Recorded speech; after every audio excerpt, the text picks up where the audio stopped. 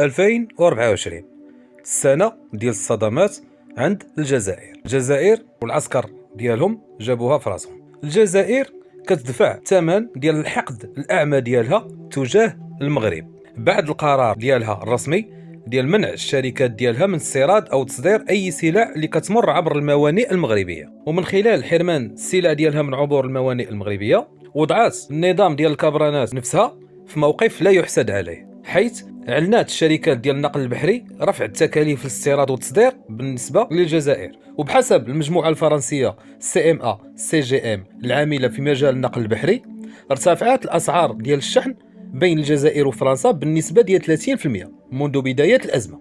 واستغلت المجموعة الوضع لفرض رسوم إضافية على العملاء الجزائريين اللي كيرغبوا في الاستفادة من الخدمات ديالها، في ضربة قوية للتجارة الخارجية الجزائرية. وفي قرار اللي من شأنه أنه يفاقم العزلة ديال الجزائر اقتصاديا، أكد النظام ديال العسكر أنه مستعد للإضرار بنفسه نكاية في المغرب، أي ضد فيه، بالإعلان عن حرمان الشركات ديالو من عبور أكبر الموانئ في إفريقيا وأكثرها رواجا، بحيث أصبح ممنوع على الشركات الجزائرية بقرار رسمي استيراد أو تصدير أي سلع كتمر عبر الموانئ المغربية.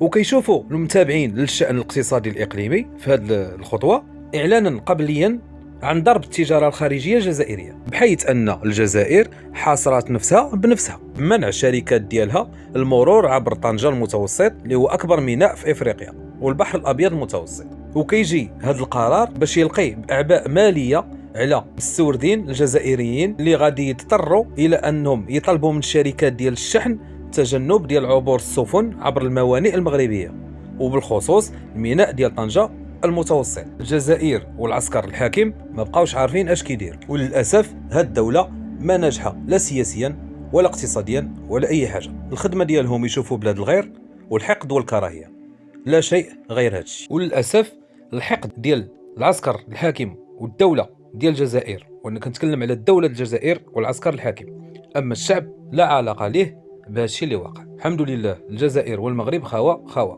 المشكل ليس في الشعب، المشكل في الدولة الجزائرية والعسكر الحاكم، كيبغيو بأي طريقة باش يزرعوا الحقد في الشعب ديالهم تجاه بلادنا المغرب. ولكن إنسان رعايق وفايق. زيادة على هذا الشيء سيادنا، ندوزوا لحاجة أخرى ديال أن قناة جزائرية كتثير السخرية ديال المغاربة بسبب تغييرها النتيجة ديال لقاء المغرب وطنزانيا. هاد القناة الجزائرية أثارت السخرية ديال النشطاء المواقع التواصل الاجتماعي المغاربة، وهذا الشيء بسبب بث أخبار كاذبة ومغلوطة للمتابعين ديالها اللي كتخص المنتخب الوطني المغربي لكرة القدم. وغصات العديد من الصفحات الانستغرامية بالفعل الشنعاء لقناة جزائرية اللي ضربت بعرض الحائط المصداقية والحياد في نقل الخبر، وافترت على النتيجة ديال مباراة المغرب ضد تنزانيا، وروجات للمتابعين ديالها نهاية اللقاء بالتعادل بحصة 3 أهداف لمثلها، أي 3-3 خرجوا المغرب مع تنزانيا. هو الخبر الكاذب اللي ما عنده حتى شي معنى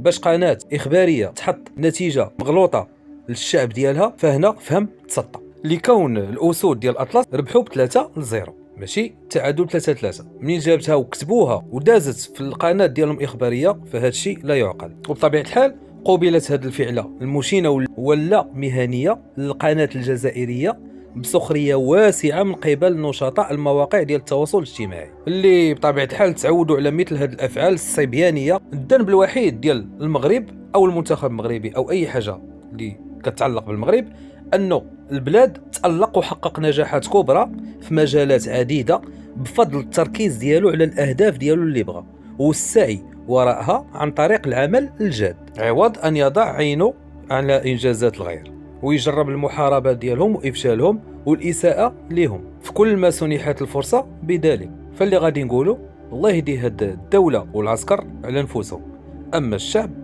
المغربي والشعب الجزائري فراهم خاوة. وتحياتي للشعب الجزائري الحر والمثقف والواعي. أما العسكر الحاكم اللي في الجزائر والدولة الجزائرية فهي دولة فاشلة، والعسكر فهو عسكر لا مثيل له في العالم. وبما أننا نقول أنه لا مثيل له في العالم يعني راه مفضي فيه ما يدار. الحصول دوزو بخير.